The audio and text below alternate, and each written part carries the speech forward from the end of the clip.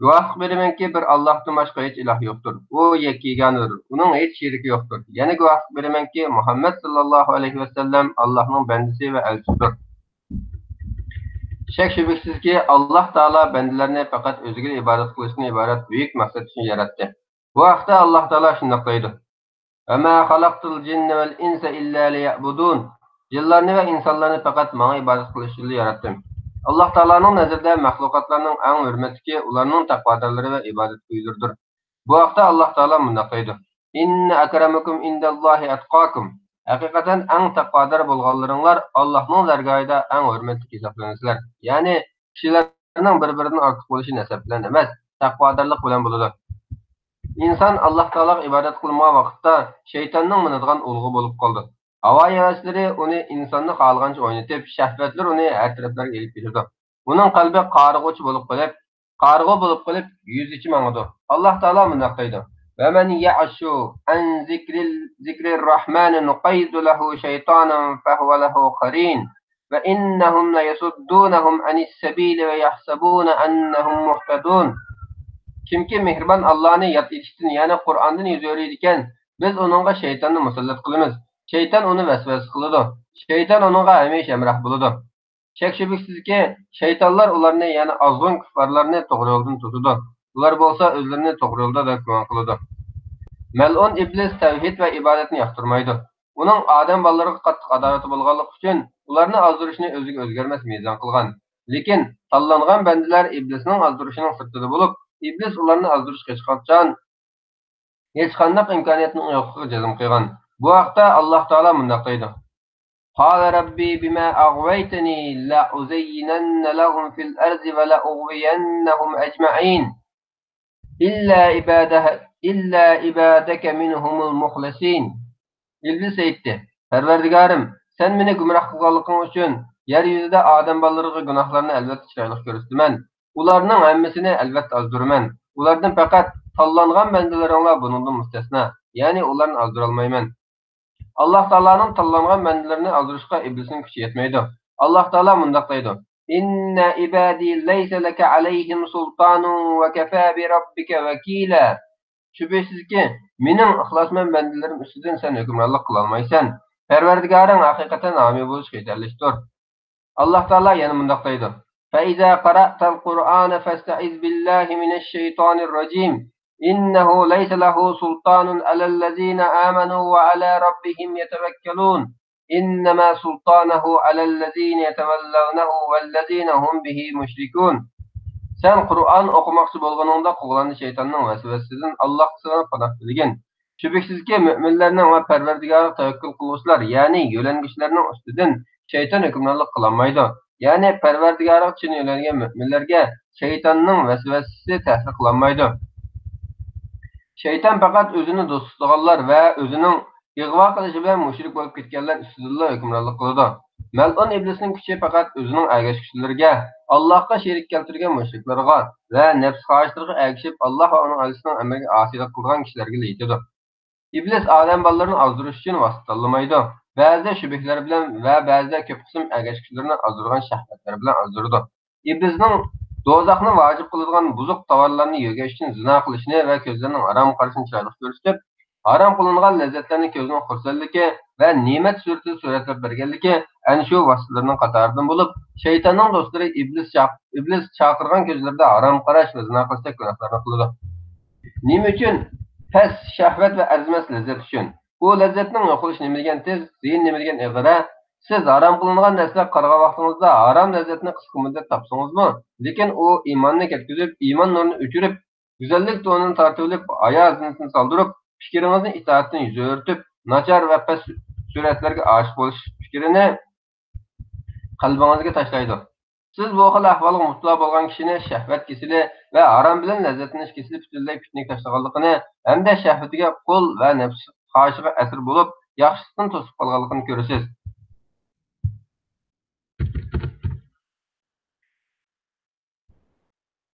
Uning harom lazzatga erishishdan boshqa orzusi qolmaydi. U nima degan ko'p narsalardan mahrum qilgan va ziyon tortgan naqadar aqlsiz kishi.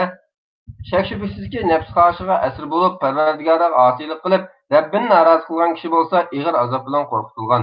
oxiratni zoya qilayotgan va nozimat jannatlardagi katta ne'matlarning qo'ldan ketishiga harakat qilgan kishidir. İmam İbn Qayyim rahimehulloh mundoq deydi: kimki o'zining yaxshiliklarini va lazzatlarini mushu dunyoda to'liq topshirib olgan bo'lsa, o'z yaxshiliklaridan mushu dunyoda manfaatlanib, yaxshiliklarini tugatib bo'lgan kishilardan Alloh taolaning xabar berganidek u kishi oxiratning yaxshiliklaridan mahrum qiladi. Shunga sahobalar va ularga yaxshilik bilan ergashgan kishilar bu xil ahvolga tushib qolishdan qattiq qo'rqishadi.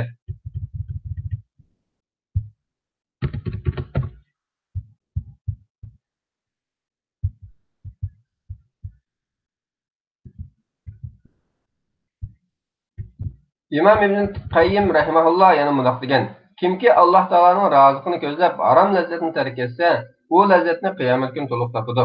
Kimki harom lazzatni tark etmasa, u lazzatdan qiyomat kuni mahrum qiladi yoki oz manfaatlanadi. Alloh taolo o'ziga osi bo'lib, harom qilingan ishlardan lazzatlangan kishining lazzatini Alloh taolaning roziligini ko'zlab shahvatini tark etgan kishining lazzatiga o'xshash qilmaydi. Ey aqlli inson, harom lazzatning gunoh ekanligiga va uning gunoh bilan bir xil o'lchamda o'lchilganligiga qarasangiz, fitnaga tushishga giriftor bo'lgan harom lazzatdan iborat bu kasalning qanchalik og'ir kasal ekanligini va uning xatarining qaysi darajada ekanligini bilib yetalaysiz. Alloh taolo bizni va sizni unday kasaldan saqlasin. U shundoq bir kasalki, uningga giriftor bo'lgan kishi o'zini vahiy orqali davolamasa halok bo'ladi. Hidoyat topgan ko'plagan kishilar mushu kasal sababidan ezib ketadi. Aziz bo'lgandan keyin bu kasal sababidan xor bo'lib o'lib ketgan kishilar nurg'un. Ayollarga maftun bo'lish keng tarqalgan xatarli kasal bo'lib, u ko'plagan buzuqchiliklarni keltirib chiqardi. Shunga payg'ambar sallallohu alayhi vasallam bizni bu kasaldan ogohlantirgan edi. Abu Said Xudri radhiyallohu anhu rivoyat qilinadiki, payg'ambar sallallohu alayhi vasallam mundoq degan: dunyo haqiqatan go'zal va shirindir. Alloh sizlarni dunyoga o'rinbosar qilib, ondan sizlarning qanday qilganligingizga qaraydi. Mal dunyo va ayollarni faqat bo'linglar. Haqiqatan Isroil avlodidagi buzuqchilik oldi bilan ayollardan boshlangan edi. Osama ibn Zayd radhiyallohu anhu rivoyat qilinadiki, payg'ambar sallallohu alayhi vasallam mundoq degan: men erlarga ayollardan ziyonliroq bir fitnani qoldirib qo'ymadim. Alloh taolaning xohishi bilan men bu kitobda Alloh taolo mo'minlarga bishorat bergan jannat ayollarining sifatlarini bayon qilib berishni maqsad qildim. Chunki jannat ayollarining sifatlarini tunish, ayollarning fitnalaridan saqlanishga va harom lazzatni tark etishga sabab bo'ladi. Jannat ayollarining sifatlarini bilgan va ularning go'zalligini tonigan kishilar qandoqmi g'aflat ahlining yo'llarida va xorliqqa rozi bo'lib, jannatga buyuk lazzatni mahrumlik va azob bo'lgan arzimas vaqtlik lazzatning barobar sotilgan jinoyatchilarning yo'llarida mashini tanlasin. Qiziqtirish va qo'rqitish iymon ahlining itoatga qoldirishiga va Alloh taolo harom qilgan ishlarni yiroq qo'yishga turtki bo'ladi. Alloh taoloning qarindoshlarimizni bu kitobda manfaatlantirishni, katta savobga erishtirishni hamda bizni va qolgan qarindoshlarimizni ne'matli jannatlarga yetakishni so'rayman. Amin. Jannat ayollarining sifatlari. Pak juftlar. Alloh taolo mundoq deydi: وبشر الذين آمنوا وعملوا الصالحات أن لهم جنات تجري من تحتها الأنهار كلما رزقوا منها من ثمرة رزقا قالوا هذا الذي رزقنا من قبل وأتوا به متشابها ولهم فيها أزواج مطهرة وهم فيها خالدون.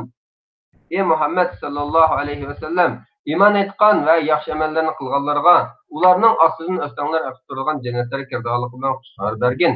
Ular jannatning biror mevasini rizqlantirilgan chog'da buning bilan burunmi dunyoda rizqlantirilgan edi deydi. Ularga ko'rinishi dunyoning mevalariga o'xshaydigan, ta'mi o'xshamaydigan mevalar beriladi. Jannatlarda ularga pak juftlar, ya'ni o'rlar beriladi. Ular jannatlarda mangu qoladi. İmam İbn Qayyim rahimehulloh mundoq degan: siz xushbishorat berguchining ulug'ligini, martabasini, rostchiligini hamda sizga bu bishoratlardan xushxabar berguchi, ya'ni payg'ambar sallallohu alayhi vasallamni avatgan zotning buyukligini va sizdagi oddiy narsa barabariga sizga xushbishorat berilgan ne'matlarning qimmatini o'ylanib ko'ring. Alloh taolo bu bishoratda jannatdagi o'stanglar va mevalar orqali hosil bo'lgan moddiy ne'matlarning, pak juftlar bilan bo'lgan ma'naviy ne'matlarning hamda u turmushning uzilmay mangu davomlashganligini tunish orqali hosil bo'lgan ko'z xursandligi va qalb ne'matlarini jamladi. Alloh taolo mundoq deydi: زين للناس حب الشهوات من النساء والبنين والقناطير المقنطرة من الذهب والفضة والخيل المسومة والأنعام والحرث ذلك متاع الحياة الدنيا والله عنده حسن المآب. قل أنبئكم بخير من ذلكم للذين اتقوا عند ربهم جنات تجري من تحتها الأنهار خالدين فيها وأزواج مطهرة ورضوان من الله والله بصير بالعباد الذين يقولون ربنا إننا آمنا فاغفر لنا ذنوبنا وقنا عذاب النار الصابرين والصادقين والقانتين والمنفقين والمستغفرين بالأسحار. Ayollar, o'g'illar, oltin kumushdan to'plangan ko'p mollar, arg'umoqlar, chorvalar va ekinlardan iborat ko'ngil tortadigan narsalarning muhabbati insonlarga chiroyli ko'rsatildi. Ular dunyo tirikchiligida manfaatlanadigan baqosi yo'q shaylardir. Allohning dargohida bo'lsa qaytadigan go'zal joy, ya'ni jannat bordir. Shuning uchun boshqa emas, jannatga qiziqish kerak.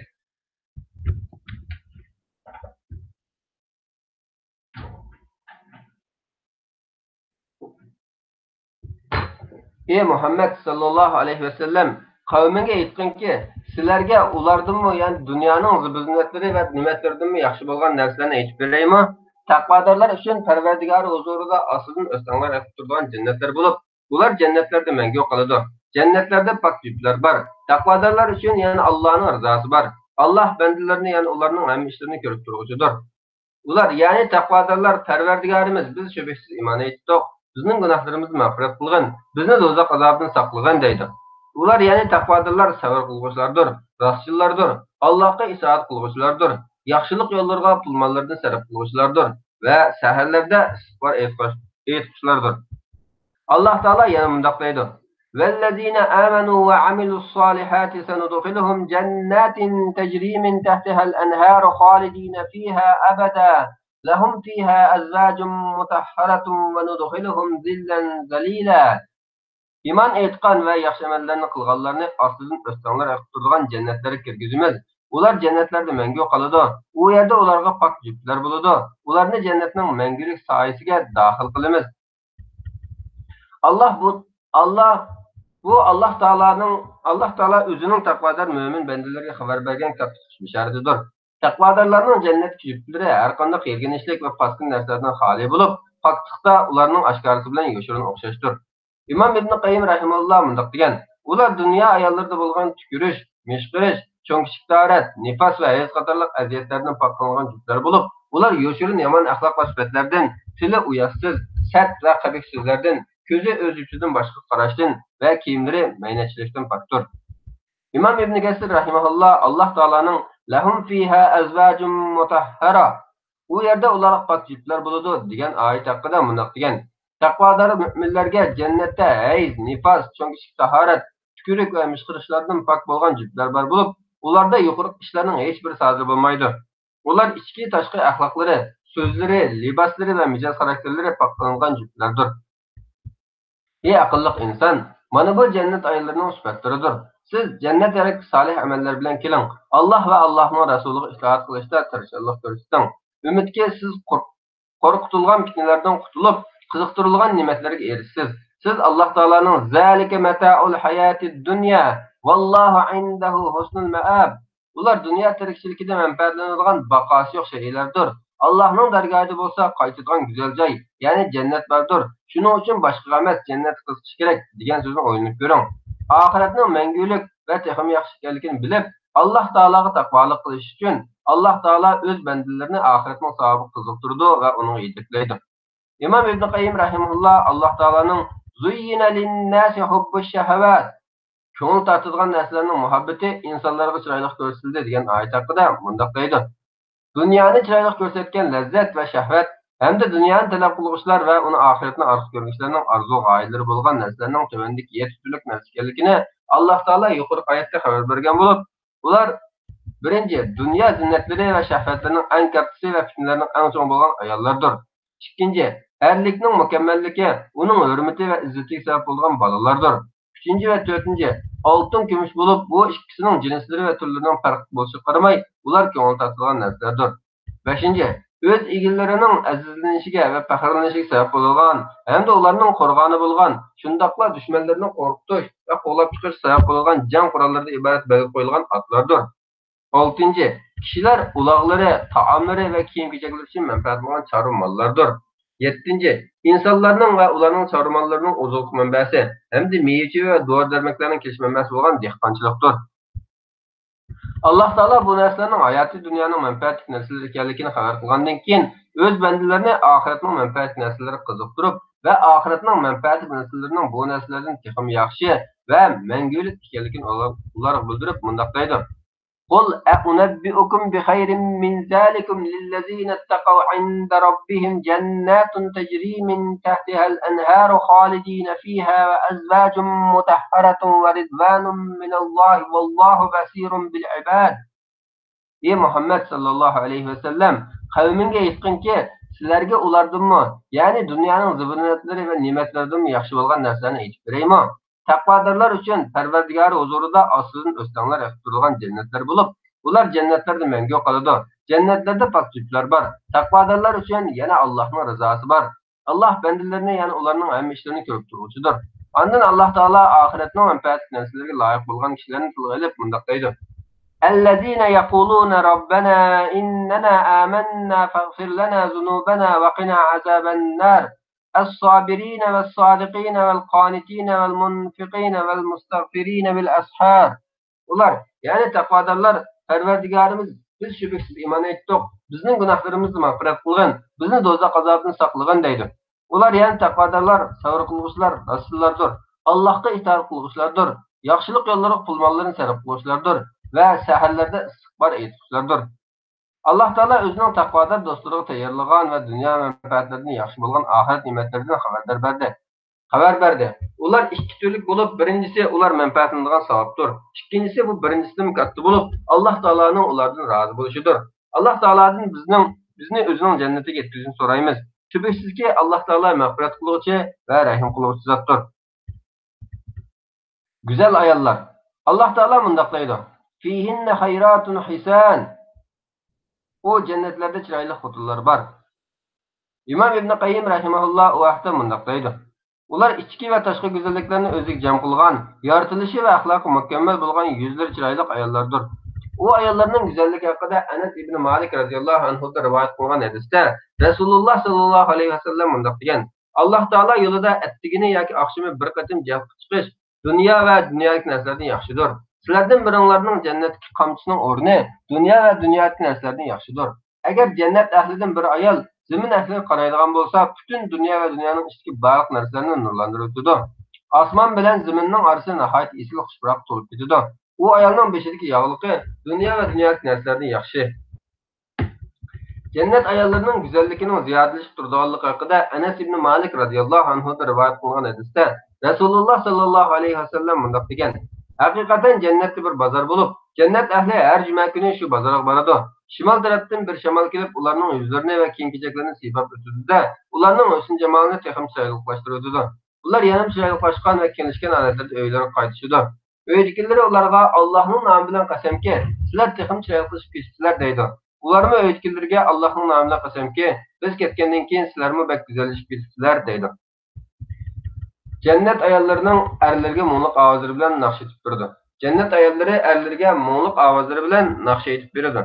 İbn Ömer radıyallahu anhu'da rivayet kılındı ki Resulullah sallallahu aleyhi ve sellem mundaq degan: Hakikaten cennet ehlilerinin ayolları erlerge en güzel avazlardan naqsh etib berdi.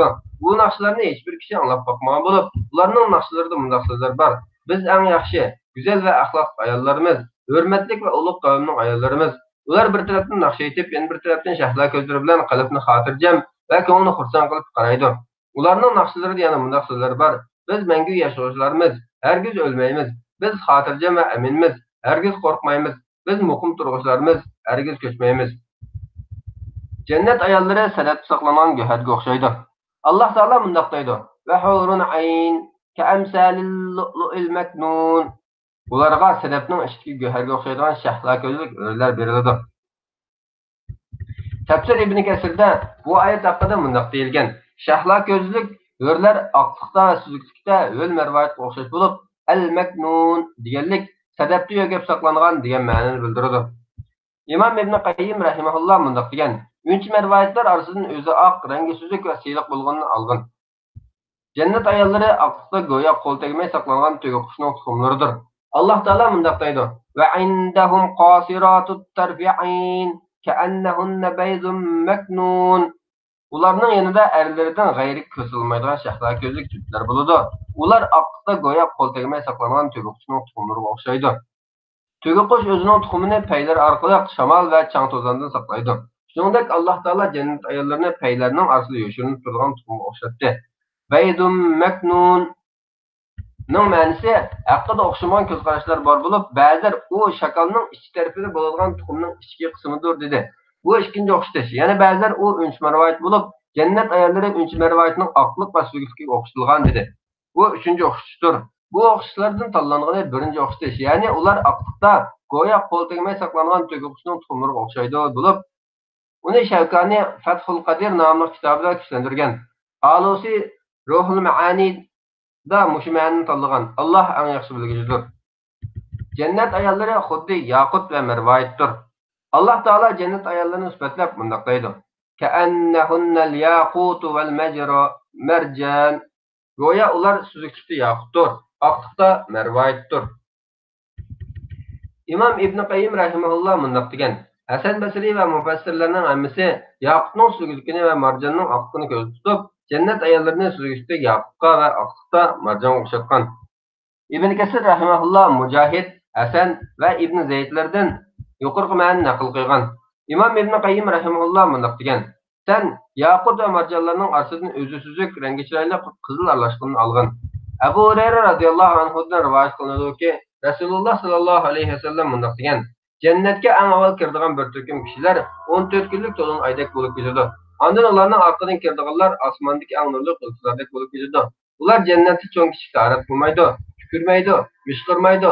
Ularning tovoqlari oltindan bo'ladi. Terlari ifordek xushbo'y bo'ladi. Ularning sirqlari xushbo'y o'tyoqchidir. Ularning ayollari hur perilardir. Ularning hammasining egizgi 60 kez bo'lib, o'zlarining otasi Odam alayhissalomga suratidek bo'ladi. Yana bir rivoyatda ularning jannatda ishlatilgan qachillari oltindir. Ulardan chiqadigan terlari ifodir.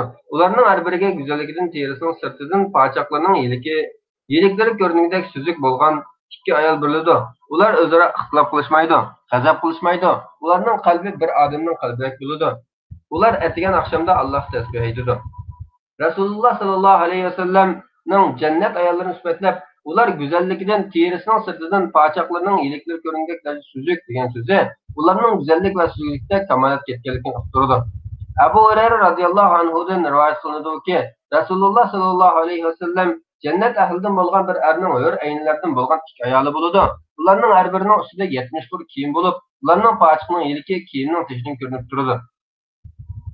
Hur Allah Teala bunday deydi: "İnnel muttaqina fi maqamin amin, fi jannatin ve uyun, yelbasuna min sundusin ve istabraqin mutaqabilin, kezalike ve zavvajnahum bihurin ayn, yed'una fiha bikulli fakihatin aminin, la yezuquna fiha al-mevte illa al-mevtetel ula ve vaqahum azabel jahim."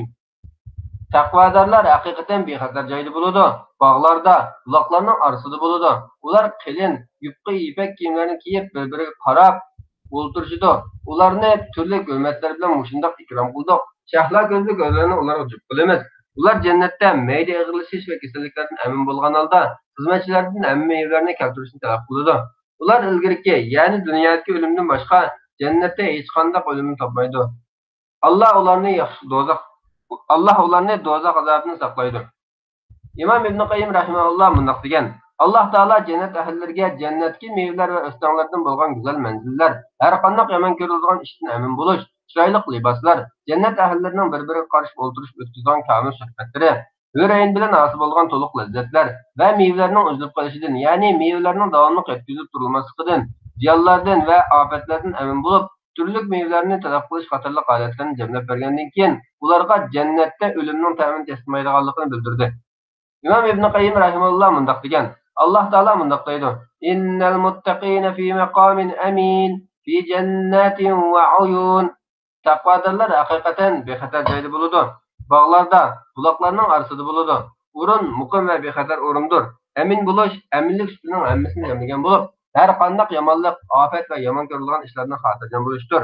Jannat ahllari jannatdan chiqib ketishdan va baxtsiz bo'lib qolishdan amin bo'lg'uchilardir. Allah Teala'nın innel muttaqina fi maqamin amin. Takvadırlar hakikaten bir hatar caydı buludu degan ayeti ve yed'una fiha bi kulli fakihatin aminin. Ular cennette meyde ığılışış ve kesinliklerden emin bolgan halda hizmetçilerden emmi meyvelerini keltirişini talep kılıdı degan ayeti tilgalanan eminlikni oynayıp bakın. Allah Teala cennet ehlige urunun eminliki bilen taabının eminlikini cemlep verdi. Şoň ular mevçiwinin üzülüp galyşydan, uning keyinki ýamanlygy we ziyninden korkmaydy. Allah Taala ýene ularga jannatdan çykyp geçişden emin boluşny we ölümden emin boluşny jemlep berdi. Şoň ular jannatdan çykyp geçişden ýa-ki ölüp geçişden ensirmeydi. Allah Taala mundaq diýdi: "İnnel muttaqina fi cennetin we na'im, fakihina bima atahum rabbuhum we waqahum rabbuhum azabal jahim. Kulu veşrabu hani'an bima kuntum ta'malun." متكئين على سرر مصفوفة وزوجناهم بحور عين. Takvadarlar hakikaten cennetlerde ve nimet içinde buludu. Ular Perverdigarı bergen neslerden huzurlunudu. Perverdigarı ularını dozak azabından saklaydı. Ularga kılgan emellerin mükafatı için köngünlük yanlar ve işinler deyildi. Ular katar tızılgan tahtlar üstüde yölengen al oturdu. Şahla gözlük örlerini ularga cüp kılıp verimiz. İmam İbn Qayyim rahimehullah mundaq deydi: Allah Taala menfaat, ilim, salih amel ve doğru itiqad egenlerine takvadarlar menzillerine cennet ve cennetki ahvalini nimet dep aldı. Cümleden Allah Taala cennet ehlilerine huzurlanyş bilen hasıl bolan kalp nimetleri bilen yiyiş, içiş ve nikah arqıly hasıl bolan beden nimetlerinin oturuşunu cemlep berdi. Hem de ularni dozaq azabından ve yaman görülgen narsalardan saklap, yaxşı görülgen narsalarni ularga to'liq mukofot qilib berdi. Chunki ular dunyoda Alloh taolo yomon ko'radigan ishlarni tark etib, yaxshi ko'radigan ishlarni qilgan. Shu sababdan ularning mukofoti ularning amallariga muvofiq bo'ldi. Alloh taolo ne'matlarining jannat ahllari uchun davomlashib turganligini suraturning 19-oyatidagi hani'an degan so'zida xabar berdi. Agar jannat ahllari ne'matlarning yo'qolib ketadiganligini va o'zib qoldiganligini bilsa xushal bo'lmaydi. Allah Taala cennet ehlilerinin oturuşlarını ve görünüşlerini Sure Tur'un 20. ayetdeki muttakiina ala sururin masfufa. Ular qatar tılgan taxtlar üstüde yölengen al oturdu diyen sözde tılgaldı. Ularning bir-biriga yaqin o'zaro qarshi turgan holatda yiratlik o'ltirishni Alloh taoloning tilg'ilishi ularga ne'matni kamol qilib berganligidan ogohlantirish bor. İnsanning o'zi yaxshi ko'radigan kishi bilan o'zi o'tirishda to'sog'i yo'q. Karavoti o'zi yaxshi ko'radigan kishining karavotining yanında bo'lgan holatda öz bostanlıqı ve menzillerinde özü yaxşı gördüğün kişi bilen söhbetdaş buluş, lezzet ve nimetinin kamil bolğanlığındır. Allah Teala mundaq deydi: "Ve hurun ayn ki emsalil lu'lu'il meknun." Ularga sedefning ichki go'harga o'xshaydigan shahla ko'zlik o'rlar beriladi. Allah Teala yana mundaq deydi: "Hurun maqsuratun fil khiyam." Ular jannatning sidrlarida mastura o'rlardir. Ularning juplari o'r aynlarda buludu degan hadis Buxoriy ve Müslim rivayet kılıngan. Hurun degan söz lügat ma'nosida ko'z olmasining eqibak oq, qarisi to'lim qora bo'lgan ayolni ko'rsatadi. İmam Tabari rahimahullah Allah Taalaning kazalika va zawwajnahum bi hurin ayn. Ularni turli hurmatlar bilan shunday ikrom qildik. Shahla ko'zlik o'rlarni ularga jup qilamiz degan so'z haqida mundaq degan. Allah Taala bu oyatlarda oxiratda taqvodorlarni jannatga kirgizish, ularga qilin va nefis ipak kiyimlarni kiydirish ve intayin güzel örneğlerini onlara kılıp veriş arkalık hürmetligenlikini tilga aldı.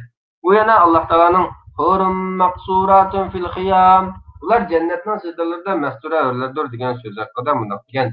Hurun bolsa huvara degan sözün köp şekli bulup ma'nosi aqlar deganlik bo'ladi. İmam İbn Qayyim rahimahullah mundaq degan. Hurun bolsa Ora degan so'zning ko'p shakli bo'lib, ma'nosi ko'z olmasining qarisi to'lim qora bo'lgan go'zal, mastura yosh qizlar deganlik bo'ladi. Aynun huvaraning ma'nosi qarisi to'lim qora, iqi bak suzuk, qoshlari qora va uzun, ko'zlari go'zallik kamil deganlik bo'ladi. Ayol kishining ko'zining qarisi bak qora, iqi bakli oq bo'lib, lekin badanining rangi oq bo'lmasa, hur deb atalmaydi. Ko'z Allah Taala ixlosmand bandalarga xush bishorat berib mundaq deydi: "Ve indahum qasiratut tarfi'in." Ularning yanında erlerden gayri göz almaydigan şahslar gözlük cüpler buludu. Aynın degan aynanın köpük şekli bulup, ma'nisi ko'zi cho'ng va ko'zda go'zallik sifatlari jamlangan ayol deganlik bo'ladi. İmam İbn Kasir rahimahulloh bu so'z haqida mundoq degan: Aynun degan so'zning ma'nosi ko'zlari chiroyli deganlik bo'ladi. Muqatil mundoq degan: Al aynu degan ko'zlari chiroyli deganlik bo'ladi. Ayol kishining ko'zining cho'ng bo'lishi uning go'zalliklarining qatoridan bo'lib, ko'zining kichik bo'lishi ayib sanaladi. İmam İbn Qayyim rahimahulloh mundoq degan: Al aynu degan oyananing ko'plik shakli bo'lib, ma'nosi ko'zning qarisi to'limi qora, iqibakli suzuk, qoshlari uzun ham qora bo'lish bilan birga ko'zi cho'ng ayol deganlik bo'ladi.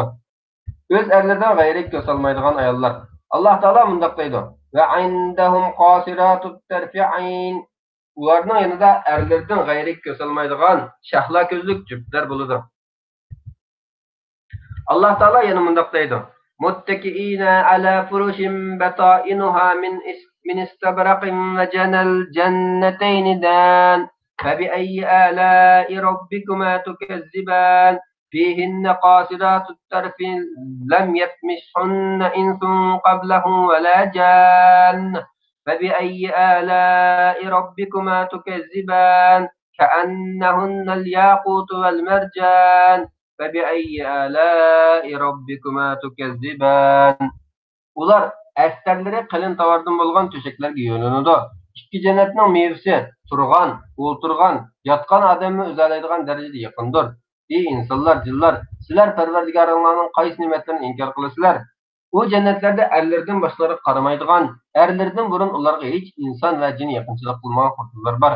Ey insanlar, cinlar, sizler Perverdigarlarning qaysi ne'matlarini inkor qilasizlar?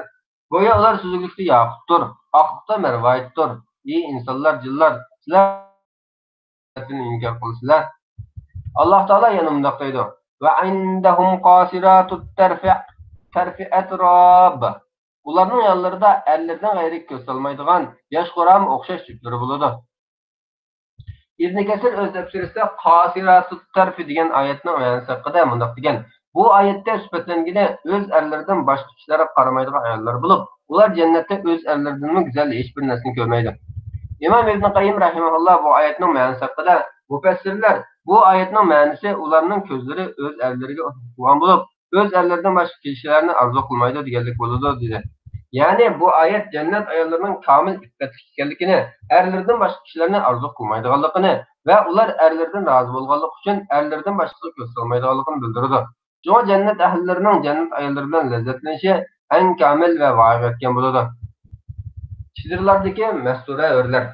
Allah Teala'nın hurum maqsuratun fil hiyam. Ular cennetin çizirlardaki mesture örlerdir degan ayetke maqsuratun fil hiyam degan so'zning ma'nosi ular hurmatlanib chidirlarda saqlangan o'rlar bo'lib, boshqa yerlarga oshkora bo'lmaydi, balki chidirlarda yoshirin saqlanadi deganlik bo'ladi. İmam İbn Qayyim rahimahulloh jannat ayollarini erlarga oshkor bo'lishdan putlari to'xtagan ayollardir degan. Shanqiti va boshqa ulamolar so'zlangan bir masalani tilga olib mundoq degan: Bilinglarki, haqiqatan Alloh taolo o'rlar to'xtatilgan ikki holatni maqtadi. Biri biz ilgari bayon qilganimizdek, ular dunyo ayollarining aksicha erlardan boshqalarga ko'z solmaydigan ayollardir.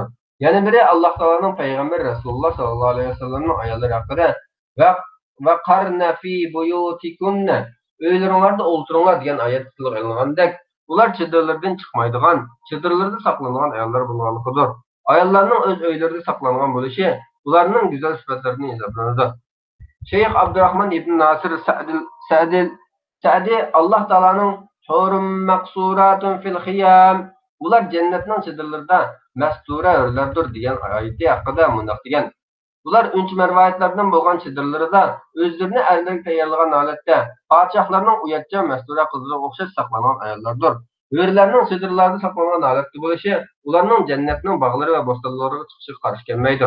Rasululloh sallallohu alayhi vasallam jannat chidirlarini sifatlab Abu Musa Ashari radhiyallohu anhu rivoyat qilgan hadisda mundoq degan: Şüphesizki cennette her bir müminge mervayetten bulgan, igizligi 60 kez kildigan, yani bir rivayette kamlik 60 kez kildigan deyilgen bir çidir buludu. Çidir içinde o müminin ayarları turudu. O mümin onlarını ziyaret kılıp turudu. O ayarlar birbirini köremleydi. İmam Nevevi yuqorqi hadisning sharhisida mundoq degan: bir rivoyatda chidirning osmon tarafga egizlik 60 ga deb kelgan. Yana bir rivoyatda chidirning kenglik 60 ga deb kelgan. İkki rivoyat o'rtasida qarshilik yo'q bo'lib, chidirning kengligi zaminning kengligida, egizligi osmonga taqishidi. Ko'ks ko'tarilgan qizlar. Alloh taolo mundoq deydi: Inna lil muttaqina mafaza hadaiqa va a'naba va kawa'iba atraba. Şüphesizki takvadırlar nimetga erişidi. Bu nimet bağlar, üzümlerdir, tengtuş kızlardır. İmam İbn Qayyim rahimullah ve keva'ibe degan sözünün ma'nosi haqida mundoq degan. Ve keva'ibe bo'lsa, ka'ibning ko'plik shakli bo'lib, ko'ksi ko'tarilgan qiz degan ma'ni bildirdi. Söz lafzining asli ma'nosi yumaloq deganlikdir. Ya'ni ularning ko'ksi anarga o'xshash yumaloq bo'lib, tövanga sangilab qolmagan. İmam İbn Qayyim rahimahullah mundoq degan: Ey aqlliq inson, bu jannat ayollarining go'zal sifatlaridandir. Siz o'zingiz uchun arzimas va past narsalarga rozi bo'lmang. Fitnaga tushgan har qanday fosiq hamrohni o'zingizga hamroh qilish sababidan bo'ladigan nafsingizdan qorliq tushib qolishidan yiroq bo'ling. Boshqalarga hamroh bo'lishda jismlarning jam bo'lishi shart emas. Garchi fosiqlar o'xshamagan yurtlardan bo'lsa-mu va orasini uzun cho'l bayonlar ayirib tursa-mu, ular o'zaro hamroh va qarindoshlardir. Bunun sebebi ularning fitnaga tushgan bir ayol yoki lazzat qilingan bir suratdan nachar shahvatlarini va ko'ngilsiz lazzatlarni talab qilishda qalblar o'zaro birdir. Agar siz Alloh taologa haqiqiy banda bo'lsangiz, men sizga ahvolini sifatlab bergan kishilarning harom qilingan narsaga qul bo'lganidek, undaq narsalarga qul bo'lmang. Balki Alloh taoloning huzuridagi buyuk savob qiziqib, undaq gunohlardan pok bo'ling. Alloh taoloning inna lil muttaqina mafaza hadaiqa va a'naba ve keva'ibe etraba. Şüphesizki takvadırlar nimet gelişidi. Bu nimet bağlar, üzümlerdir, tengtuş kızlardır diyen bu sözü Allah Teala en rast vədi bergen takvadırlarının kılışıdır. İnsan ve cin yakınçılık kılıp bakmayan kızlar. Allah Teala mundoq deydi: İnna enşa'nahunna insha'a feca'alnahunna abkara urban etraba li ashabil yemin. Şüphesizki biz örlerni yengide yarattık. Ularni pakiz, erlerge amrak, tengtuş kıldık. Bu örler saadetmenler üçündür. Öz Perverdigarının aldıp durup hesap verişinden korkkan kişilerinin sevabını bayan kılıp Allah Teala mundoq deydi: Muttakiina ala furushin batainuha min istabraqin ve cenel cenneteyni dan. Fe bi ayyi alai rabbikuma tukezziban. فيهن قاصرات الطرف لم يطمثهن إنس قبلهم ولا جان فبأي آلاء ربكما تكذبان كأنهن الياقوت والمرجان فبأي آلاء ربكما تكذبان. Ular əsərləri qilin tavardan bolğan töşəklərə yönlənidi. İki cənnətning meyvəsi turğan, o'ltirgan, yatqan odamning o'zaligan daraja yaqindir. Ey insanlar, cinlar, sizler Perverdigarlarning qaysi ne'matlarini inkor qilasizlar? Bu jannatlarda erlerden başqalarga qaramaydigan, erlerden burun ular bilan hech inson va jin yaqinchilik qilmagan xotinlar bor.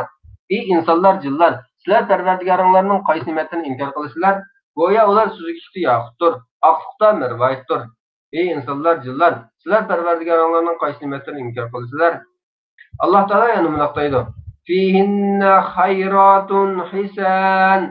فبأي آلاء ربكما تكذبان حور مقصورات في الخيام فبأي آلاء ربكما تكذبان لم يطمثهن إنس قبلهم ولا جان فبأي آلاء ربكما تكذبان. Bu cennetlerde çıraylı xotlar var. Ey insanlar, cinlar, sizler Perverdigarlarning qaysi ne'matlarini inkor qilasizlar? Ular cennetning çadırlarida mahsura örlerdir. Ey insanlar, cinlar, sizler Perverdigarlarning qaysi ne'matlarini inkor qilasizlar?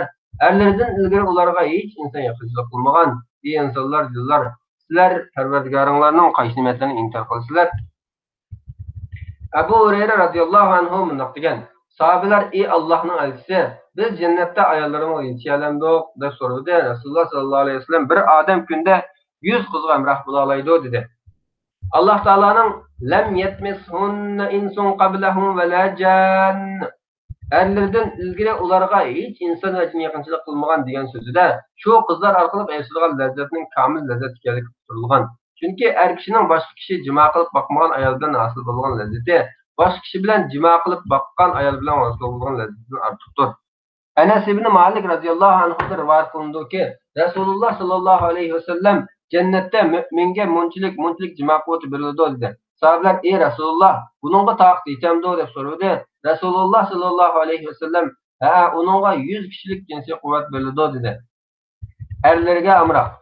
Alloh taolo mundaq deydi: "Inna ansha'nahunna insha'a faja'alnahunna abkara urban atraba li ashabil yamin." Shubhisizki biz o'rlarni yangi yaratdik. Ularni pokiz, erlarga amroq tangsiz qildik. Bu o'rlar saodatmanlar uchundir. Uruba degan so'zni Imom Ibn Kasir rahimahulloh erlarni yaxshi ko'rguvchi ayollar deb sharhlagan. Bu so'zni Imom Ibn Qayyim rahimahulloh mushkil ma'noda tushuntirgan. Jamoli chiroyli bo'lish va erlarga amroq bo'lish ayollardan talab qilinadigan maqsaddir. Xuddi Ibn Qayyim rahimahulloh aytgandek, Alloh taolo o'rlarning suratining chiroyli bo'lishi va suhbatining go'zal bo'lishini jamladi. Mana bu er kishining lazzatining kamol bo'lishi uchun ayollardan talab qilinadigan maqsaddir. Tangtushlar. Alloh taolo mundaq deydi: "Inna lil muttaqina mafaza hadaiqa va a'naba va kawa'iba atraba." Shubhisizki taqvodorlar ne'matga erishidir. Bu ne'mat bog'lar, uzumlardir, tangtush qizlardir.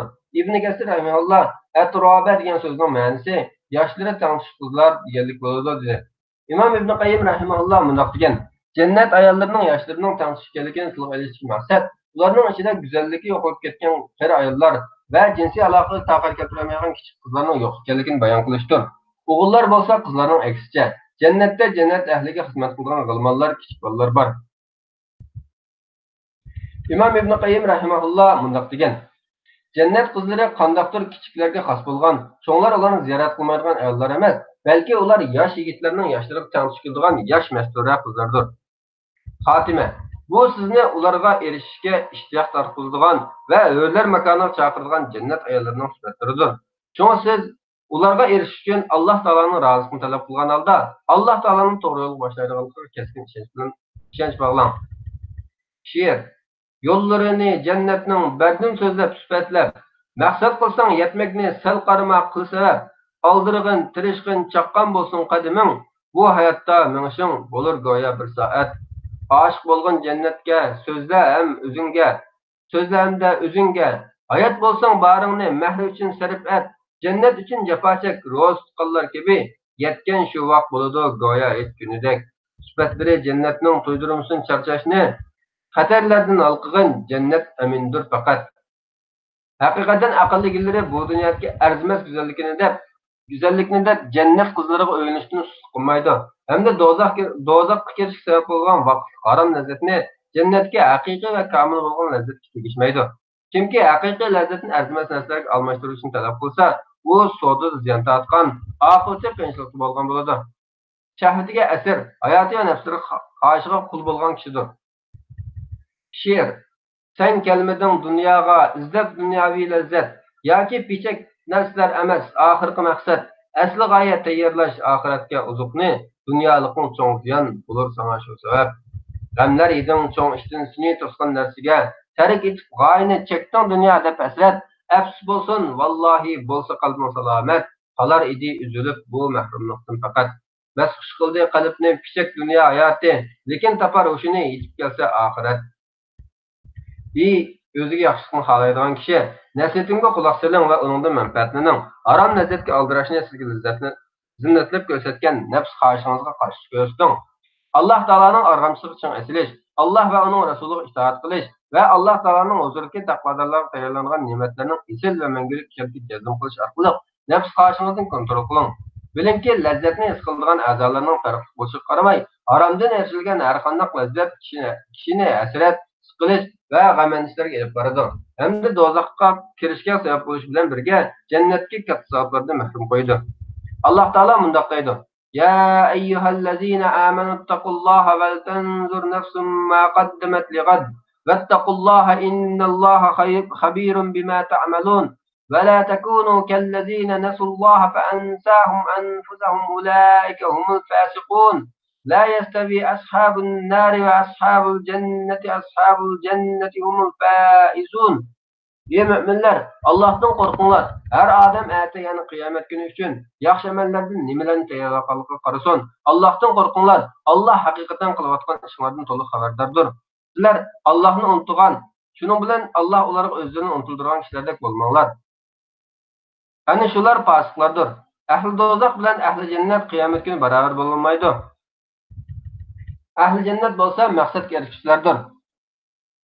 Sizning ojiz ketishingiz sabab bo'ladigan narsalardan saqlaning. Bo'lmasa himmatingiz keladi, iradangiz sunadi. Bu narsalar sizni shaytonga usul o'ynaydigan, ziyon ta'sirlarning o'rniga haydaydigan qamchidir. Shayton kishilarning yomon amali sababli ular ustidan g'olib bo'ladi. Lekin shaytonning ilmi-fikri ojiz bo'lib, shaytonni dushman tutgan Alloh taolaning ixlosmand va taqvodor bandalaridan shayton hech narsaga erisha olmaydi. Bu vaqtda Alloh taolo mundoq deydi: إن الشيطان لكم عدو فاتخذوه عدوا إنما يدعو حزبه ليكونوا من أصحاب السعير. Şeytan hakikaten sizlerge düşmandır. Onu düşman tutunlar. Şeytan özünün təvələrini əhli do'zaxdan bo'lib chaqirdi. Ammo şeytanın do'st tutgan kişiga kelsek, şeytan onunğa hukmronlik qiladi. Shuning bilan o kishi şeytan qul bo'ladi. Mana bu Alloh taolaning o'zining zikridan yuz bergan kishilarga bo'lgan hikmati va adilligidir. Bu vaqtda Alloh taolo mundoq deydi: وَمَنْ يَعْشُ عَنْ ذِكْرِ الرَّحْمَنِ نُقَيِّضْ لَهُ شَيْطَانًا فَهُوَ لَهُ قَرِينٌ وَإِنَّهُمْ لَيَصُدُّونَهُمْ عَنِ السَّبِيلِ وَيَحْسَبُونَ أَنَّهُمْ مُهْتَدُونَ. Kimki mehribon Allohni yod etishdan, ya'ni Qur'onda yuz berayotgan biz uningga shaytonni musallat qilamiz. Shayton uni vasvas qiladi. Shayton uningga hamisha hamroh bo'ladi. Shak shubhasizki shaytonlar ularni yana ozg'in kuffarlarni to'g'ri yo'ldan tutadi. Ular bo'lsa o'zlarini to'g'ri yo'lda deb gumon qiladi. Qarindishim, ziyon tortgan kishilardan va shu kishilarga yaqin bo'lib qo'yishdan saqlaning. Bo'lmasa ular ziyon tortgandek, sizmi ziyon tortib qolasiz. Ularning nafs xohishi nachar bo'lib, arzimas past ishlarni izlaydi. Nafs xohishingiz arzimas ishlarga rozi bo'lmaydigan va past narsalarga qaramaydigan oliyjanob bo'lsin. She'r. O'tganlarning holiga ibrat bilan nazar sol, oddiy narsang orqali oliy ne'mat setib ol. Alloh taologa taqvodorlik bilan amal ibodat qiling. Mukofot tirishchilikdan keladiganlik uchun hisob kuniga tayyorlagan narsalaringizni qarang. Agar siz mangulik jannatga ishonuvchi bo'lsangiz, vaqt o'tib ketishdan ilgari har bir soatga sal qaramay uningga ko'chat tiking. She'r. Biz hammamiz anglagan soy bordir jannatda. Shunga kerak dunyoda ko'chat tikish albatta. Ko'chat nima so'rasang, ular tasbih takbirdir. Hamdu sana va yana iymon aytish tavhidga. Afsus bo'lsin ko'chatni tark etsan hayotda. Nima qilar vaqtni zoya qilgan bandiga? Iqro qilib bularni tirishmagan ey inson, amal qilmay qandoqmi erishgan bor ne'matga. Ko'chat tikmay navoda tashlab qo'ysa yeringni, quruq tursa bo'stonliq nima qilar sivatga? Umid qilding usulni, lekin yering uruqsiz. Qaydin kelar mo'sul, xilop tursa sababga. Alloh bilan payg'ambar uyatgani bu emas. Darhol qaytgan shu sabab Qur'on, hadis, sunnatga. Nafsingizga moyil bo'lishdan saqlaning. Alloh taologa tavakkul qiling. Alloh taoloning yordamchisi qo'limizdan hech kelmaydiganligi ishining. Imom Ibn Qayyim rahimahulloh mundoq degan: inson o'zining nafsiga, shidamchanligiga, ahvoliga va iffatli ekanligiga ishonch qilib qolmasin. Ishonchni ularga qilib qolgan vaqtda u kishi Allohning qudretidan ayrilib qoladi va u kishini o'ngsizlik o'xshaydi. Alloh taolo maxluqotlarning eng hurmatli bo'lgan Rasululloh sallallohu alayhi vasallam haqida mundoq deydi: وَلَوْلَا أَنْ ثَبَّتْنَاكَ لَقَدْ كِدتَّ تَرْكَنُ إِلَيْهِمْ شَيْئًا قَلِيلًا. Seni biz haqsiz turishdan mustahkam qilmagan bo'lsak, ularga moyil bo'lib ketgan haqiqatan tas qolgan eding. Alloh taoladan bizni jannat bilan hurmatlashini, islom ustida vafot topgan qadar bizni yoshirin va oshkora fitnalardan yiroq qilishini so'raymiz. Haqiqatan Alloh taolo bu duolarni anglab turg'uchidir va bandalariga nihoyat mehribondir. Ey Alloh, bizga dunyoda yaxshilik ato qilgin, oxiratda ham yaxshilik ato qilgin, bizni do'zax azobidan saqlagin. Amin. İman etgan va yaxshi amallarni qilganlarni ostidan o'stanglar aniq turadigan jannatlarga kirgizamiz. Ular jannatlarda mangu qoladi. U yerda ularga pok kitlar bo'ladi. Ularni jannatning mangulik soyasiga daxil qilamiz. Sura Nisa 57-oyat.